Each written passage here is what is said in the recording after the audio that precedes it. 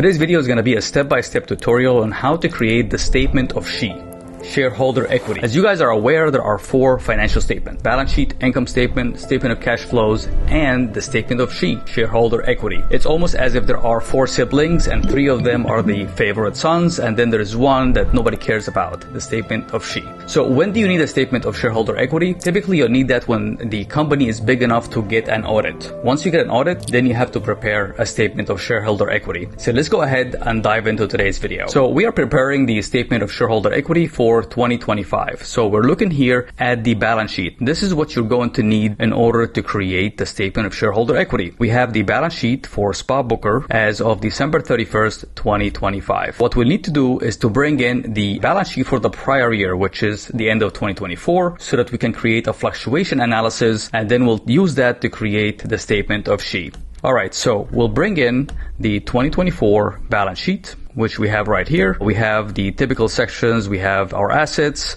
liabilities, and then we have the equity section. The statement of shareholder equity, simply put, and this is the important part here, just represents the changes in the equity account. That's it. It's not really complicated. Investors care about the statement of because it shows them the changes in equity. Equity really is what they own in the company. After paying off all of the liabilities from the assets, what remains is the equity. That's why this statement is really important. So what we need here is the balance sheet for prior year, 2024. The first step in creating the statement of is to create a flux or a fluctuation analysis. Go ahead and create that together. We'll say this cell here equals the balance and the cash minus the prior year, right? And then we'll drag that all the way down. And that's really our fluctuation year over year. Let's go ahead and format it. I'm going to copy the formatting of this column here, just so it looks nice when we are working on it. So what we care about here is this section, the equity section.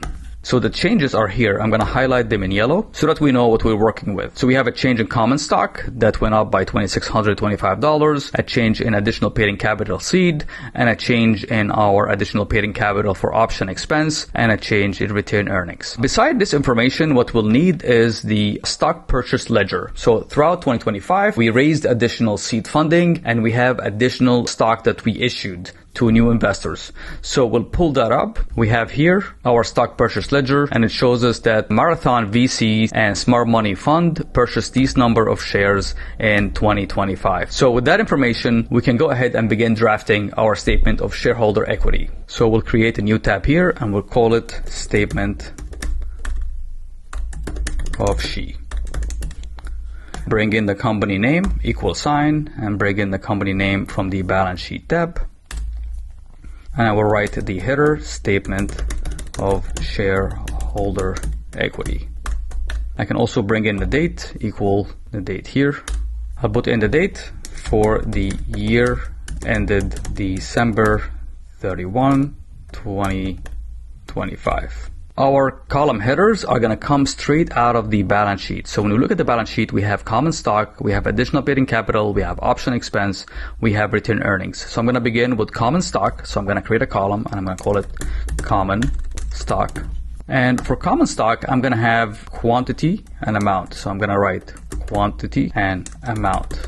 And then after the common stock, I have the additional paid-in capital, so I'm going to write that as well. So I'll put APEC for additional paid-in capital. The next line item is going to be here, additional paid-in capital option expense. So I can just write simply options expense or stock-based comp if you have something else other than option expense. The next item is going to be retained earnings. So I'll just write retained earnings. Then I'll begin with the first column here and I'll say beginning balance, right? So this will be the balance as of December 31, 24. That becomes my beginning balance in this statement. The quantity of common stock was, I'm going to get that from the stock purchase ledger. Here, the two amounts that we raised in 2024.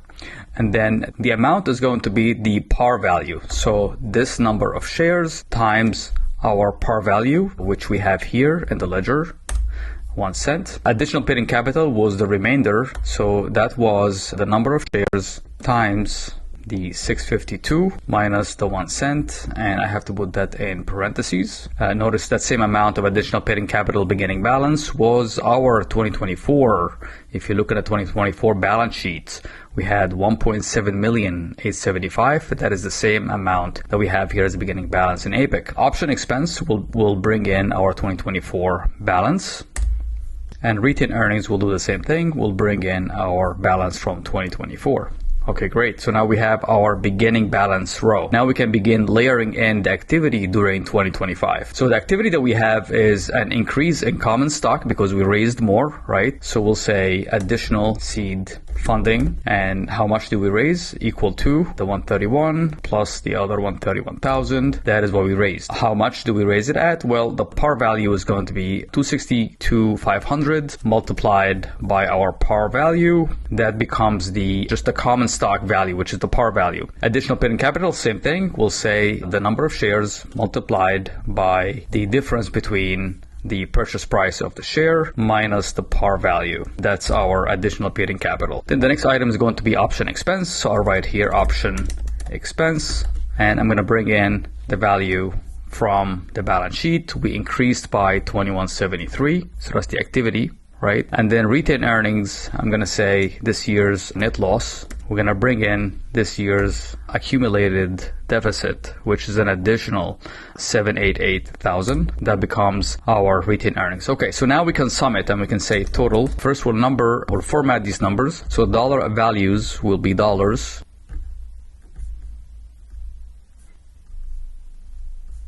These here are numbers, not dollars, and these are dollar values. So in terms of total, this can be summed, equals sum, and you bring in all of these, and you drag it across, and you have your totals. You also total here on the right side of the statement, and you'll say equal to, the quantity is not going to be added because it's a quantity. You cannot add it to the dollar amount. So this par value plus APIC plus option expense plus the retained earnings, that's 926. That's the beginning value. You can compare that to 926 here in 2024. Makes sense. And then we'll sum the other rows as well. So we'll sum the dollar amount, and this will be only option expense in this row and retained earnings in this row, and then we can sum all of that.